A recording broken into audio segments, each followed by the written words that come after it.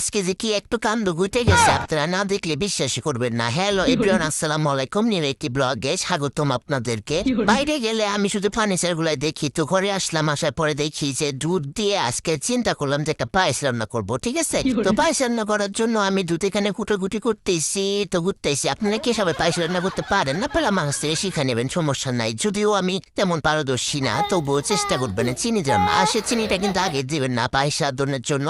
পায়েস রান্না করার জন্য হচ্ছে এক কাপ নাই, এদিকে ভাত দিয়ে দিছি, হুট করে বিরোটা এসে পড়লো। তারপর হচ্ছে এখানে হচ্ছে দেখুন চাউলটা দিয়ে দিছি। দেওয়ার পরে যখন চাউল সিদ্ধ হয়েছে তখন আমি চিনি দিয়ে দিছি, বুঝছেন। এরকম ভাবে যে পায়েস রান্না করতে হয়। তো এখানে পায়েস আমি রান্না করা শেষ। তারপর আমি একে মাটির হাঁড়িতে বেড়ে দিলাম কিশমিশ গুলা, এগুলা একটু ডেকোরেশন করে নিলাম একটু, যাতে সুন্দর দেখা যায়, লোভনীয় লাগে, অসাম ইয়াম্মি লাগে, এই জন্য হচ্ছে এরকম করে দিলাম। দেওয়ার পরে দেখুন আর বেশি ছিল, এটা এখানে আলাদা করে রেখেছি পায়েসটা। আর এখানে মাছটা হচ্ছে ভাজি করতে চেয়েছিলাম। মাছ ভাজা তো চেনেন না, তার মধ্যে দেখেন মাছ ভাজি তো হয় নাই, উঠে নাই, বুঝছেন, কড়াইতে উঠে নাই। পরে আমি তো নাসরবান্দা, আমি তাকে ওইভাবেই রেখে দিয়েছি যে ওটা কি খাওয়া যাবে না। আর এদিকে হচ্ছে আমি যে ট্যাংরা মাছ দিয়ে মাছটা ভুনা করে রেখে দিলাম মাখো করে। আর ওই যে ওইটা যেটা ভাঙা হয়েছে না, ওটা আমি একটা নতুন একটা রেসিপি বানাইছি। এটার কথা আপনাদেরকে বলেছিলাম যে এটা নতুন একটা রেসিপি বানাইছি। যেহেতু তুই ভেঙে গেছে তো সেহেতু তোরে আমি আরো ভাঙবো, আরো ভেঙে একদম ভর্তা বানিয়ে ফেলবো। তো ভর্তা যখন বানাইছে অনেক টেস্ট হয়েছে। এর মধ্যে দেখি যে ও বাবা সিঙ্গারা পুরি এসে গেছে।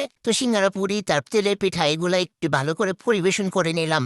এইদিকে কলার দেখুন, কত কলা এসে গেছে বাসায়, বা থেকে সিরাজগঞ্জ থেকে। তারপর হচ্ছে আপনার এই মাছগুলা এখন দেখুন কাটা কিন্তু সব বেছে নিয়েছি। বেছে নাহলে আমার আঙ্গুলে আবার এমনিতে একটু কাটা, আমি একটু ভয় পাই।